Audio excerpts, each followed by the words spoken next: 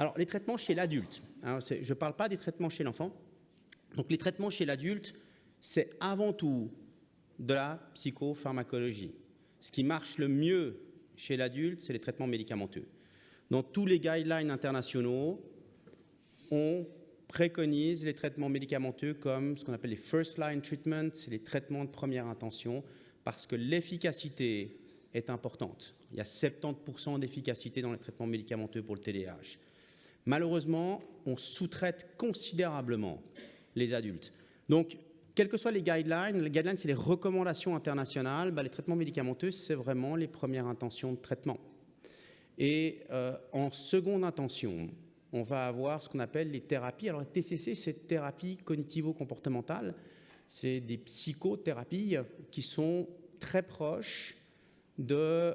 c'est un apprentissage de compétences qu'on va enseigner aux personnes souffrant de TDAH. On part du principe que d'avoir grandi ou d'avoir évolué dans son enfance avec un TDAH fait qu'on a certaines compétences qu'on n'a pas apprises. Et puis les autres approches qui marchent pas mal maintenant et qui apparaissent dans les guidelines internationaux, c'est les coachings. Alors c'est le coaching évidemment par des gens formés et qui connaissent le TDAH, mais il y a plein de stratégies médicamenteuses qui peuvent être utilisées en fonction du profil individuel de la personne. Et les psychothérapies, j'en ai touché un mot tout à l'heure, alors c'est les seules qui fonctionnent et qui ont été montrées efficaces dans la littérature, c'est les thérapies comportementales cognitives. D'accord ? C'est vraiment celles qui sont là-haut, qui semblent être efficaces pour réduire un peu les symptômes TDAH, mais ce n'est pas là-dessus qu'ils sont le plus efficaces, ces thérapies. Elles sont le plus efficaces pour diminuer les symptômes associés à estime de soi, anxiété, sentiment de tristesse, de dévalorisation, etc. Ce que montre aussi la littérature, c'est que ces thérapies, ou psychothérapies, je parle de l'adulte toujours, marchent que chez ceux qui prennent un traitement médicamenteux. Donc, c'est plus efficace s'il y a un traitement médicamenteux parce que ces personnes vont bénéficier de l'enseignement de compétences qu'on va leur donner dans ces groupes. Ce qui marche bien aussi, c'est ce qu'on appelle les behavioral therapies, c'est les thérapies comportementales pour les proches ou parents. Donc ça vaut vraiment le coup de faire de la psychoéducation de l'entourage. Il y a plein d'études qui sortent maintenant sur l'activité sportive. Donc si vous souffrez d'un TDAH ou vous connaissez des gens qui ont un TDAH, proposez-leur de faire du sport s'ils n'en font pas. Ça a probablement un effet chez certaines personnes similaire à celui des traitements médicamenteux. En ayant au début extrêmement peur en fait de l'effet que ça pourrait me faire. Et je me souviens que la première fois que j'ai essayé, c'était un jour où j'allais au travail et j'ai fait exprès d'essayer le jour où mon chef n'était pas là, au cas où je deviendrais bizarre. Là, j'avais beaucoup de fantasmes autour de cette petite pilule que j'allais essayer. Et puis, enfin, de fantasmes ou simplement de peur, mais qui sont légitimes. Hein. C'est quand même pas anodin d'avaler un comprimé. D'avaler un comprimé qui, finalement, est là pour, comment dire,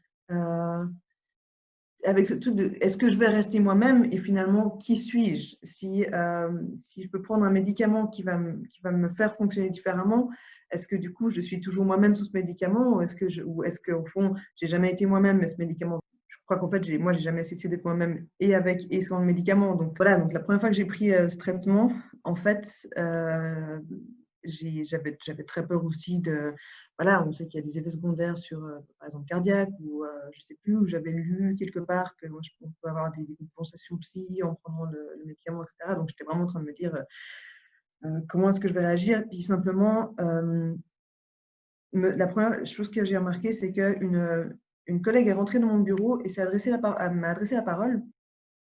Et tout à coup, j'ai réalisé qu'elle me parlait et que je n'avais pas 15 000 pensées en même temps. Et en fait, c'est plutôt que du coup, j'ai réalisé à quel point jusqu'à maintenant, mon cerveau était en permanence ultra chargé de pensées incessantes, ce qui en même temps aussi a une force et une richesse, parce que ça veut dire être créatif, dire penser à mille et une choses, ça veut dire anticiper plein de choses, etc. Mais quand même, tout à coup, de me dire, waouh, en fait, d'avoir beaucoup plus directement accès à ce que cette personne m'exprimait, tout à coup, voilà, c'était une expérience que j'ai trouvée assez agréable, Même si, au fond, quelque part, probablement que j'attendais aussi beaucoup de ce traitement en me disant que j'allais enfin atteindre quelque chose qui allait me permettre de enfin fonctionner enfin, mieux ou comme je le souhaite, etc. Et fini les problèmes, quoi. J'exagère, mais et puis en fait, cet état-là, je ne l'ai jamais vraiment atteint avec le médicament. Je pense que le médicament, il m'aide beaucoup. Donc la dépression est peut-être plus reconnue au niveau sociétal comme étant un vrai phénomène que l'hyperactivité.